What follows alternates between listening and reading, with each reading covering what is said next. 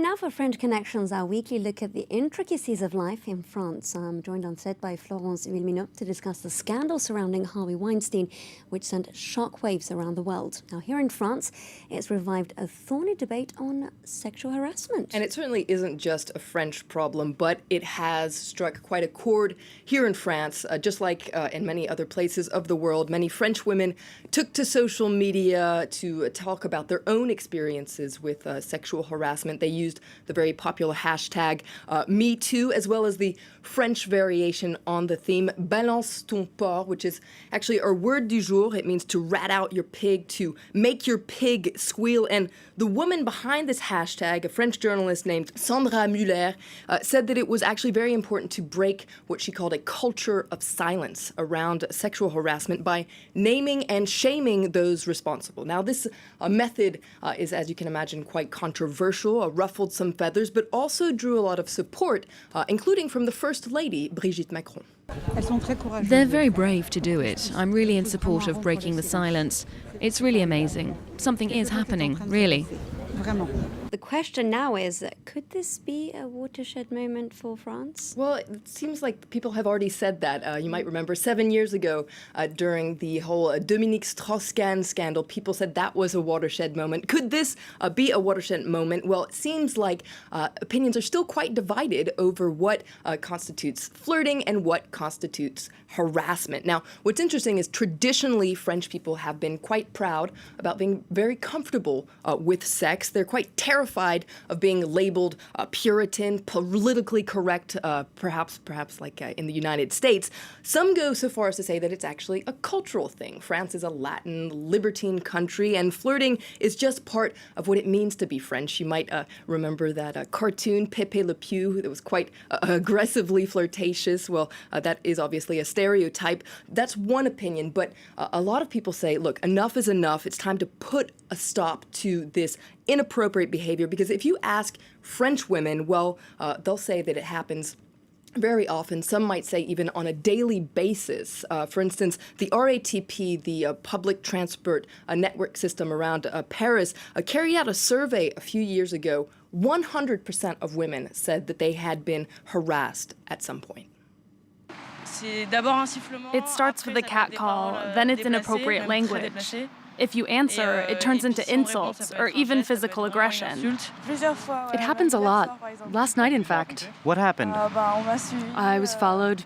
He wanted to talk. Now, Flo, according to a recent opinion poll, 86% of French people expect concrete action from the state to stop harassment, particularly, and this is something you just spoke about, in public space. Indeed, and France's gender equality minister, Marlène Schiappa, is actually driving new legislation that will be voted in 2018. Now, what's in the government's crosshairs is this everyday, ordinary sexism, as they're calling it. Now, amongst other things, because there are many things in this law, one thing that a lot of people have been focusing on is that the fact that this new law could include penalizing catcalling and lecherous behavior in public space. Essentially, perpetrators could be handed on-the-spot fines. To hear more about it, let's listen to Marlène Schiappa. She recently spoke to our French channel. You said something interesting. You said that all women are insulted on the street. And that's why it's urgent that we take action. Because we're in France. We can't consider that it's inevitable that women are followed or harassed in the street. Now, this law does have its critics. Some say, it's going to be hard to catch people red-handed, and it could be quite a slippery slope that could lead to the discrimination of minorities. But it also has a lot of people who support it and who say it's about time. There's a major gap between, on the one hand, the pervasiveness of this kind of behavior, sexism and insults towards women. On the other hand, there's nothing that translates into law and provides jurisprudence.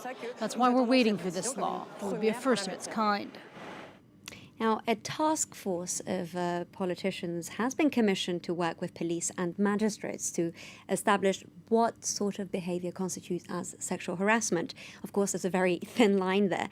And it's not just in public space. Many French women face harassment in the workplace. It's a big issue around the world, and indeed here in France. What's really interesting is actually the term sexism was only written into the French labor code in 2015, so not that long ago. Back in 2014, an independent study found that 20% of French women say that they have experienced sexual harassment at least once in their professional careers, so 1 out of 5 women, and that figure apparently is on the rise. Now, it's estimated that 95% of women who actually speak out and flag down sexual harassment in the workplace lose their jobs. So as you can imagine, most don't actually speak out about it. Now, all of this comes in a much broader context of gender inequality. And of course, France, like many other countries, faces a problem that women are paid less than their male counterparts. Unfortunately, France is no exception to that rule. Let's take a look at the figures.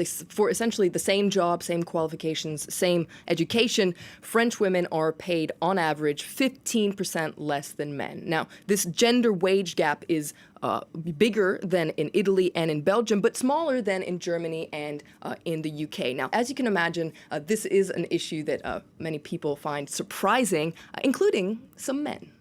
Women are trained better, have higher degrees, and are paid less. There's something wrong. I really don't understand why for the same job, men are privileged. Now, as I said, this is not a typically French problem. It's a problem that exists around the world, but it's certainly a sore spot here in France, a country that takes pride in being a land of equality. It's in our motto, liberté, égalité, fraternité. Now, for now, French women are still getting the short end of the stick, but many people are wondering whether this scandal that we're seeing in Hollywood could, by domino effect, lead to a change here in France, a cultural change. Could it be the straw that breaks the camel's back? Well, many French women hope that it might just be a spark. Flo Vimeno, thank you very much for that. I'm afraid that's all we have time for. Now, if you have any questions about France that you'd like us to explore on French Connections, you can tweet at Flo. It's at Flo Vimeno. And of course, check out our website.